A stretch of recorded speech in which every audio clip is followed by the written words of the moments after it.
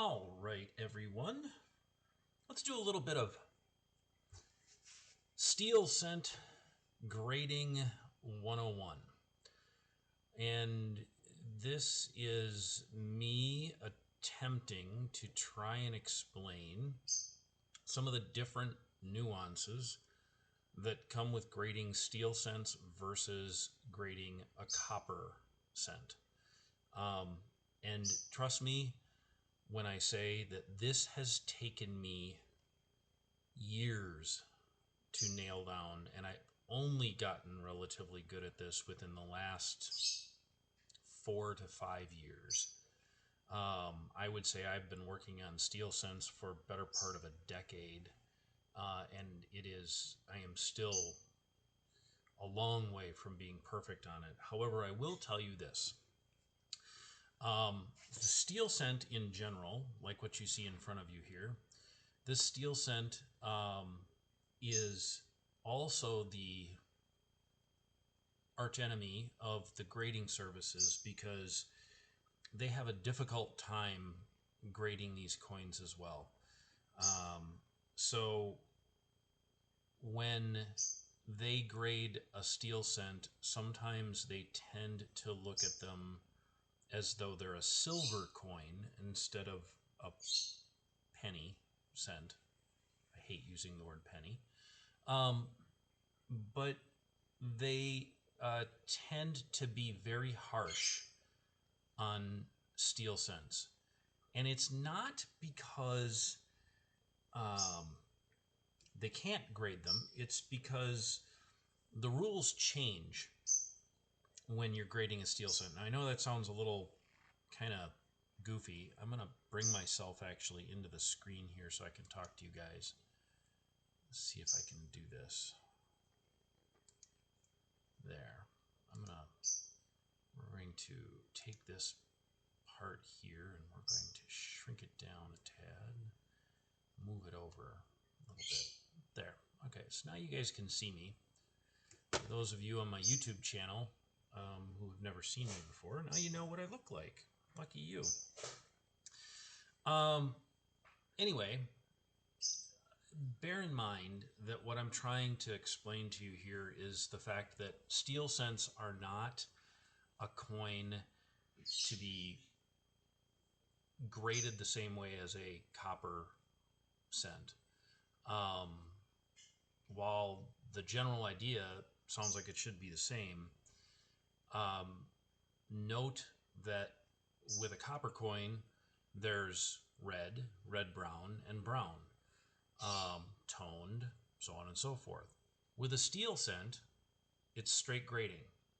There isn't a toned, there isn't a red-brown, there isn't a hazed, there isn't any of that. So all of those few little things, like the hazing of the coin, the small spots on them, are definitely looked at completely differently. And it took me a long time to figure this out. And by a long time, I'm saying several years, to wrap my head around the fact that the steel cent, for lack of a better definition, is one of the most difficult coins there is to grade in terms of what the grading services grade. Now, the coin that you see in front of you, and I'm going to get myself off the screen here in a second. We're going to open this back up. The coin you see in front of you, I'm going to point out several things about it. And I have this little pointer that I use. So we're going to go from there, and we're going to go through a couple of coins. But I want to point some things out. First of all, this is a decently struck steel cent, but it's not perfect. See how flat his hair is over here. His ear is actually well defined. He's got a decent beard. And if I move my light, you'll get a chance to see his cheekbones and his collar are well defined. But his jacket collar is fading a little bit. His bow tie is nice. There's a decent curl to his hair up on top, and he's even got some eyebrows here. The um, the rim all the way around is a nice, clean, indented rim. There's no metal flow issues down by the date. Um, it's relatively well centered. So the coin itself is decent. It has some spots on it. And those spots are a combination of milk spots and carbon spots, if you want to call them such. They're moisture spots. And by the way, moisture spots and carbon spots are slightly different between the two of them. And so, uh, just so you guys are aware, um, the what you look for with a copper coin versus what you look for with a steel cent are two completely different things. And I'm going to try and see if I can explain all of that to you. Now, here's the back of the coin we were just looking at, and again, everything is pretty well struck all the way down to the motto, the United States of America, the E Pluribus Unum is decently well struck. There's one giant milk spot on it by the O of the one, and everybody can see that, right there. And that affects the coin, yes. But what affects this coin more than those spots is the haze that it has to it. And in order to see that haze, I'm going to try and turn the coin slightly. I'm going to have to flip it back over because that's the better side to see this. In order to see that haze, you have to look at the coin sideways, not straight on. Because all you're going to get is the shine if you look at it straight on. But you have to look at it kind of sideways in order to see it. It basically clouds that nice surface, the field around Lincoln, and it just kind of makes the coin dull in appearance. So, okay, what's the difference between this and a nice quality struck coin? All right, well, let's find one, and I will show you the difference.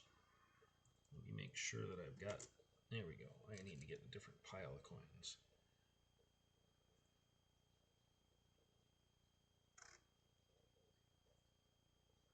All right. Let's take a look at this one. It's still a slightly, and remember 43D is one of those years that is known for being a little bit brilliant and shiny, but not overly brilliant and shiny like the 43S. So take a look at this coin compared to the one we just had up on the screen. As a matter of fact, what I'll do is, let's actually put the two on here and I can switch them back and forth. There. All right. Now, because they're next to each other, you can see exactly what I'm talking about when I talk about a hazed field on a coin. It's even covering Lincoln himself. And so what this is this is just basic oxidation of the zinc, is what it is. And if you turn it sideways, you kind of get a feel for what I'm talking about. And when we slide over to this one, yeah, I have the lighting exactly the same between both of these coins. And I actually have the light. Let me turn this light down. This is the lighting on my microscope, and I'm going to turn it all the way off. And the only thing that I've got now for lighting is my overhead lamp that you see here. And I'm moving it back and forth. And you can see what I'm talking about in terms of that haze. Now I'm going to switch this coin over to this one. I'm going to kind of crisp this up a little bit.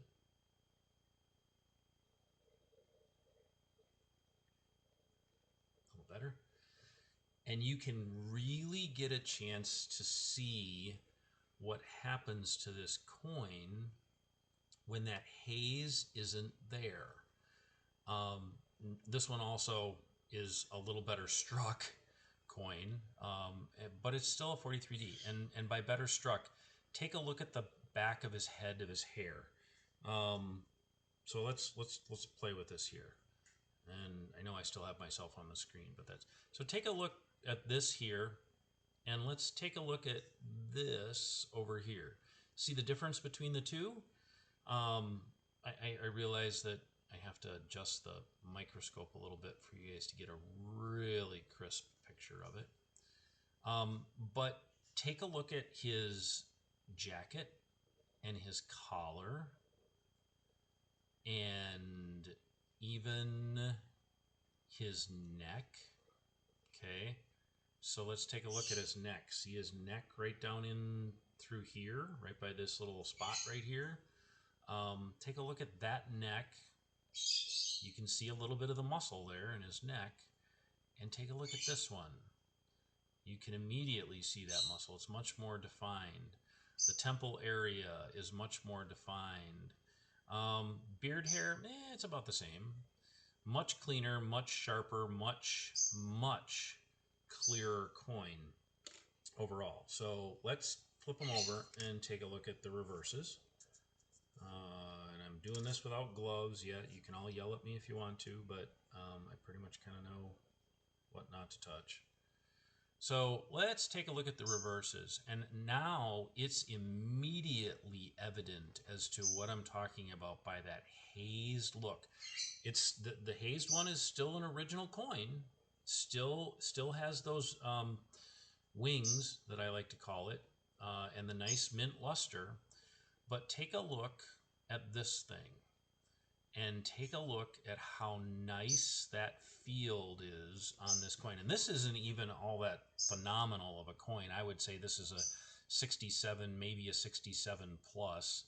On a really good day, 67 plus. It's still got a few things that they probably would kick back. It's definitely not a 68. I would say 67 plus. I've seen worse 67 pluses, we'll put it that way. But take a look as I bring this light kind of around. Oh, it's got a nice die crack up there too, by the way.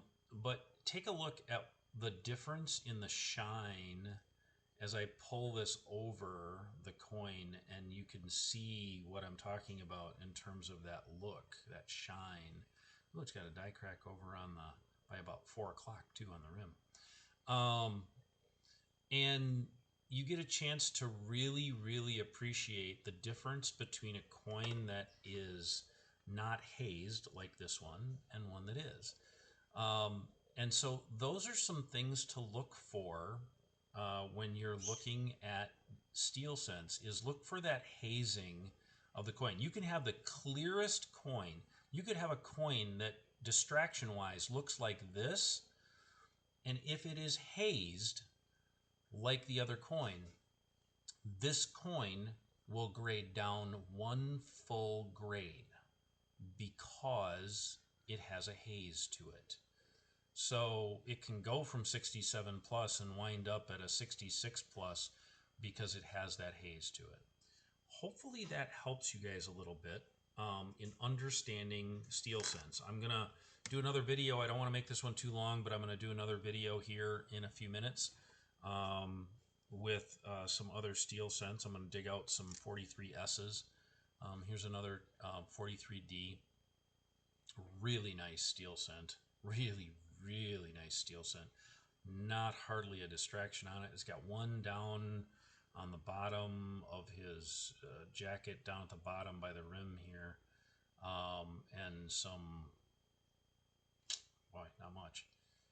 Holy cow, that's a really clean SteelSense there. That's a beautiful coin. That's a really pretty coin. Anyway, I'll do another one here shortly. Hopefully you guys have learned a little bit, and hopefully you don't mind me in the picture. Have a nice afternoon, gentlemen and ladies, and whoever else joins.